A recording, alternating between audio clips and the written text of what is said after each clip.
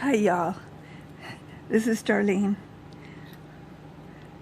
I just wanted to take a few moments today to tell you all hi and that I think about you, and I'm hoping that your lives are going great. It's too hot today for me to go outside, so I am not going to go outside. Not for a while. I will go out later this evening when it cools down a little bit. Right now, I'm waiting for the temperature gauge to show the outdoor temperature, but it is, last time I looked, it was 96. So it should be in there we go. Oh, actually it's 95, 1 degree cooler than I thought it was. But that's just too hot to go out and work in the garden. So I'm not going to go out and work in the garden.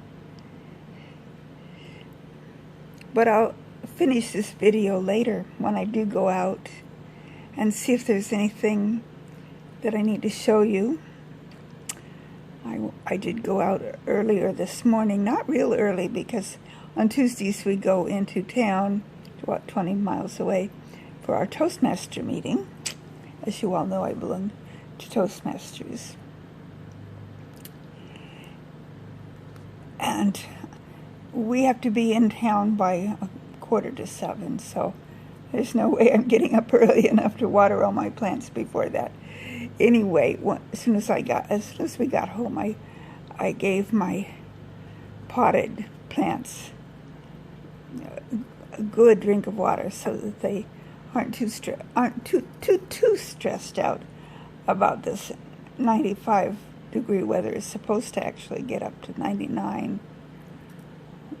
Tomorrow, I think, is supposed to be 100. And I know for those of you living in like southern Nevada and Arizona, this 95 isn't anything. But for us, this is pretty warm.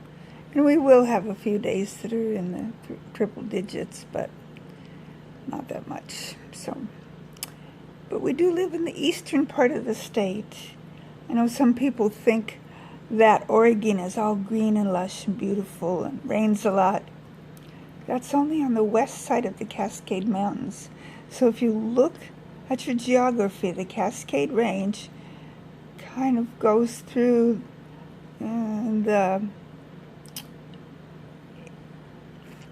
it's not even toward the middle, it's the western side of the state, just approaching the center. So people who live here, we kind of divide our state up into portions. There's the western portion, which is everything on the west side of the Cascade Range. There's one more range, a shorter one, before you get to the ocean, just called the Coast Range. But that's all western Oregon, and that's where you get all the rain. And then on the eastern side of the mountains, for quite a ways after you go past the mountains, it's high desert. And that's called Central Oregon. Most of you have probably heard of Bend, Oregon. Bend is in Central Oregon. Then as you move toward the east, if you follow the Columbia River, or even if you don't, you approach Eastern Oregon.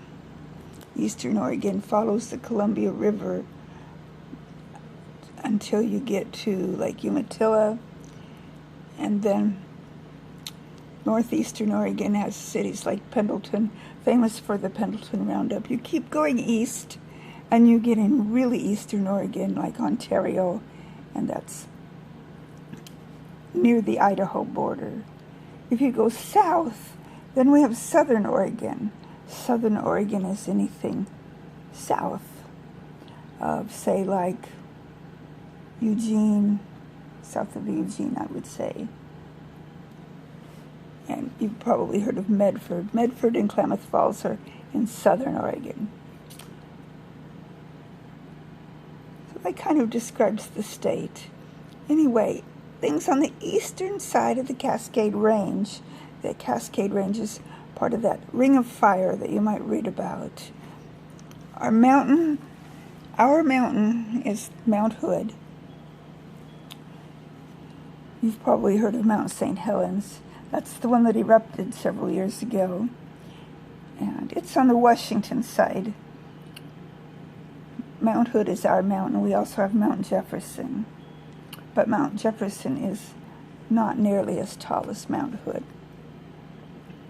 And then you go on further south. Once you get into California, northern California, of Mount Shasta, and then Mount Lassen. I'm not going to try to remember all the mountains, but that's kind of how they go. I find it fascinating. If you go into Central Oregon, in the Bend area, you can really see the results of the volcanoes, especially near Crater Lake. If you've never been to Crater Lake, I think it's on the list of the 7 most beautiful places in the world, or at least in the United States, if not the world. It's a caldera. It's like the crater of a mountain that was called Mount Mazama. And a whole bunch of years ago, it erupted and created this hugely deep lake where there's a little island in the middle. And it is gorgeous. But what I was going to tell you is that driving from Bend up to Crater Lake, you can see the lava flows. Even after all these hundreds of years, you can see the lava flows. And it's really quite fascinating. And there are some places over in Central Oregon where they have lookouts where you can see a whole bunch of mountains. You can see Mount Bachelor, Three Finger Jack,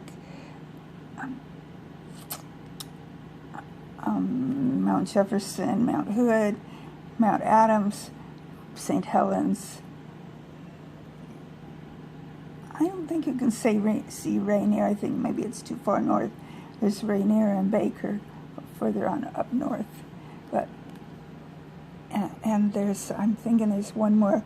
Oh, the Three Sisters. It's actually 3 different mountains. Or is it Two Sisters? Oh gosh.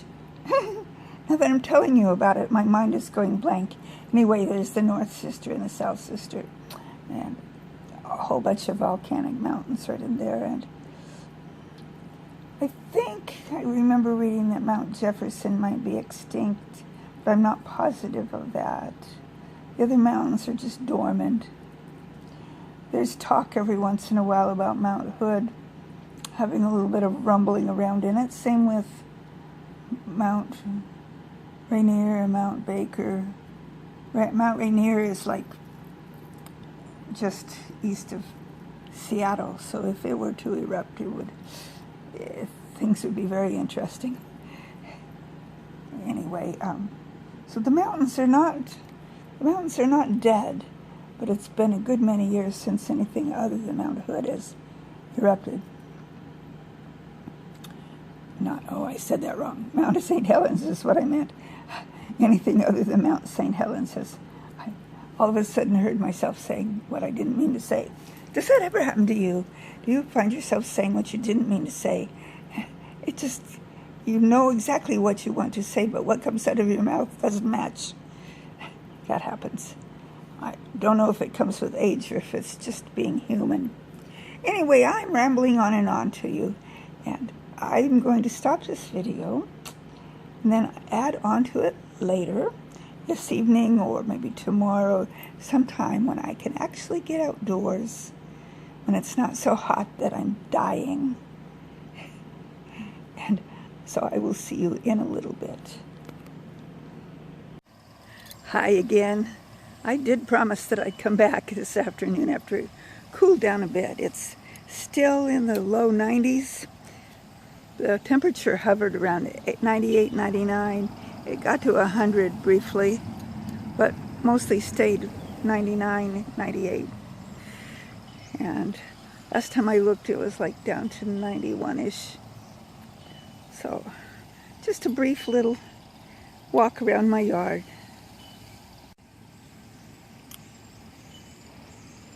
I think these petunias are such a pretty color. I don't know what the color's called, but it's kind of a hot pinkish color. I like them. I'm going to walk out here to check on my weed patch. I just really need to get out here and spend some time getting rid of all these weeds. But I wanted to check on my pumpkins. I've got 1, 2,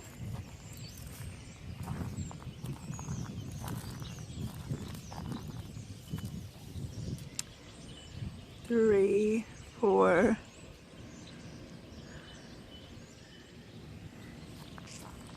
there's another one up toward the top there. However, I think maybe the heat's gotten to this one. It's got some brown spots on it, and it's kind of soft feeling. It's the biggest one, but it doesn't look so healthy. There's another little one there that's kind of yellow, but there's a green one up in there. So we'll see. I was wondering what this purple plant was, or plant with the purple flowers. I found a picture of it, and I forget what the name is, but it sounds like every part of it's poisonous. So when it loses its leaves and everything for winter, I think I'll try to get rid of it.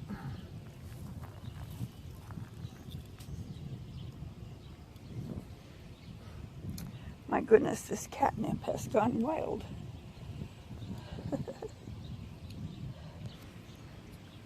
My driveway plants. I have a tomato. Let's see if I can show it to you. There we go. And then this one has quite a few on there.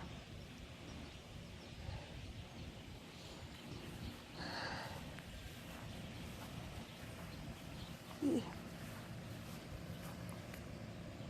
eggplant's looking good. Usually it's all wilty after a hot day, but I gave it lots of water at the beginning of the day. So it seemed to like that.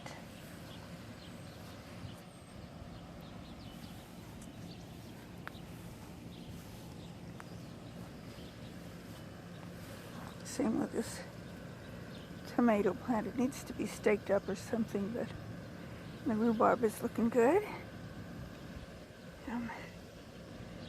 That's okra in that pot there.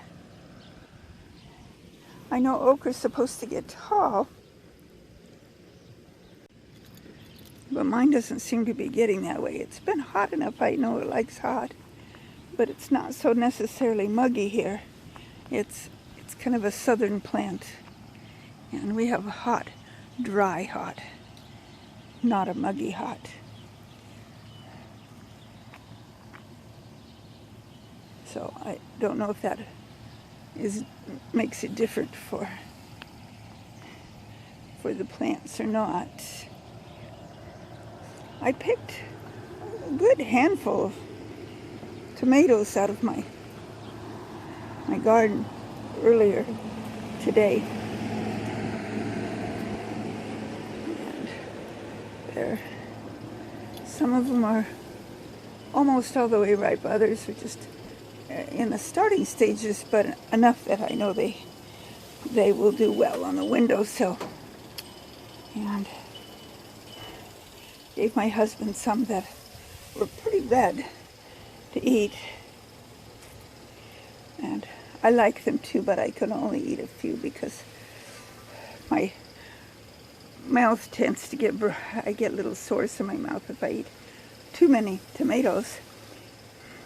What I've noticed, however, I don't dare eat a store-bought tomato, but I can eat the homegrown ones as long as I don't overdo it. And so I wanted to show you my fall crops are coming up. That's looking good. There, so I will have, so those are okras too. Notice they haven't gotten tall.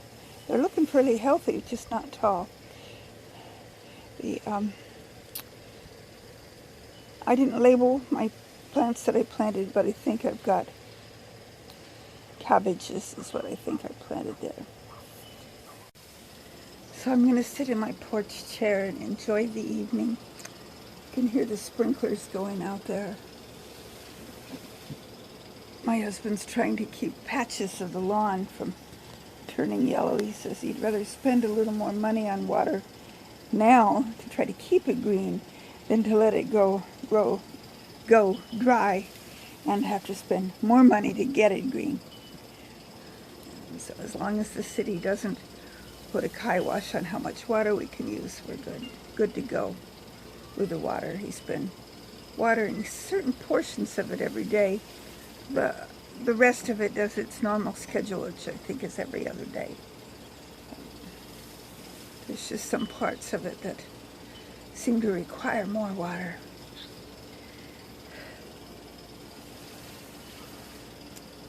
Anyway, it's just so relaxing to sit out here in the evening. Still pretty warm, but that's okay. It's not unpleasantly warm. It's just warm. A little bit of moisture. Oh, I think I was right in the middle of a sentence. My husband came along and was talking to me. And so I put it on pause. Now I don't remember exactly what I was saying. That's okay. I think I was talking about how I enjoyed sitting out here in the evening. Just enjoying oh, I know. I was talking about the moisture in the air. It's a little more humid than usual. It's slightly overcast, even though it's really hot. I see some clouds that look like they could turn into thunderclouds. It's not unusual for us to have thunderstorms this time of year. We're right next to a small, I'm going to call it a mountain range. They're called the Blue Mountains. I know there's several parts in the United States that have Blue Mountains, but it's not a big mountain range like the Cascades or the Coast Range that I was talking about earlier, but it's still somewhat of a mountain range. And they have different names all along. If you go a little further, I'm not sure what direction, toward the east, I think it's kind of east and north, you go into the Wallowas. Now the Wallowas are really, really pretty if you've ever been there. They kind of remind you of the Swiss Alps because of the way the mountains are shaped. But to get to the Wallowas, you have to go through the Blues. And I think probably driving over the mountain range, the tall point's probably just under 5,000 feet, which isn't very tall.